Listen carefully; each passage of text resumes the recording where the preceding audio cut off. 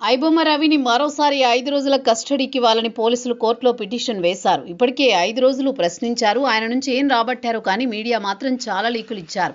Custody అయిపోయాక press meet కూడా పెట్టారు. అసలు సజ్జనారే మరోసారి మీడియా ముందుకొస్తారని ప్రచారం చేశారు. కానీ చివరికి ఏసీపీ మీడియా ముందుకొచ్చి పవర్ పాయింట్ ప్రజెంటేషన్ ఇచ్చారు. అంతా బాగున్నా ఆయన చేసిన నేరాలేంటో మాత్రం కరాఖండిగా చెప్పలేకపోతున్నారు. సినిమాలను రవి పైరసీ చేశారన్న దానికి ఆధారాలు లేవు. సీఎంఎస్ ద్వారా ఆయనే అప్లోడ్ చేశారని చెబుతున్నారు. కానీ ఆ ఆధారాలు సేకరించడం చాలా కష్టమని కూడా పోలీసులు చెబుతున్నారు. రవి సినిమాలను పైరసీ చేయలేదని టెలిగ్రామ్ ఛానల్ ద్వారా కొనుగోలు చేశారని అంటున్నారు.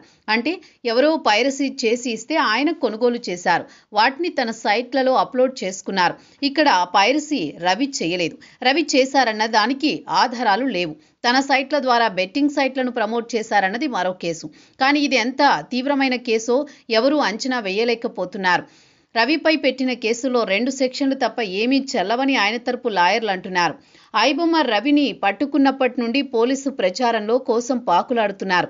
ఆయన భార్య సమాచారం ఇచ్చిందని, తామే ట్రాక్ చేశామని, పట్టుకున్నామని, కస్టడీలో ఇలా చెప్పారని రకరకాల ప్రచారం చేస్తున్నారు. అన్ని మీడియా లీకులే. ఇక నేరుగా సజ్జనార్ ప్రెస్ మీట్లు ఏర్పాటు చేశారు.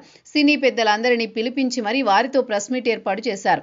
ఇదేం వైపరీత్యం అనుకున్నారు అందరూ. ప్రచారం కోసమే ఇలా చేస్తున్నారని విమర్శలు వచ్చాయి. కస్టడీ ముగిసిన తర్వాత అలాగే ప్రెస్ మీట్ పెట్టారు. కానీ ఈసారి సజ్జనార్ రాలేదు. రవి విషయంలో పోలీసులు వ్యవహరిస్తున్న తీరు వల్లనే ఆయన ప్రజల్లో సానుభూతి ఏర్పడుతోంది. ఆయన చేసిన తప్పు పట్టుకున్నారు. అలాంటప్పుడు సైలెంట్గా చట్ట ప్రకారం చర్యలు తీసుకోవాలి. కానీ పోలీసులు మాత్రం తాము పెద్ద హీరోయిజం ఎఫెక్ట్ సాధించామన్నట్టు ప్రచారం కోసం పాకులాడుతుండటంతో ప్రజలకు విరక్తి వస్తోంది. ఇదేం పద్ధతని అనుకుంటున్నారు. 5 రోజుల్లో చెప్పించలేని నిజాలు మరో 5 రోజుల్లో కస్టడీకి తీసుకుని ఏం సాధిస్తారు? రవి ఇండియా పౌరుడు కాదు. నేరం హైదరాబాద్లో చేయలేదు. ఎక్కడో విదేశాల్లో ఉండి అప్లోడ్ చేసి ఉంటాడు. మరి హైదరాబాద్లో పట్టుకున్నారు కాబట్టి వారు నేరం ఇక్కడే చేశారని చెప్పుకోవచ్చు. కానీ ఒక్కటి కాదు, ఇంకా పెద్ద ఎత్తున పైరసీ సైట్లు ఉన్నాయి. మరి వాటి విషయంలో ఎందుకు ఈ స్థాయిలో చర్యలు తీసుకోరన్నది సామాన్యుల నుంచి వస్తోన్న ఫీడ్బ్యాక్.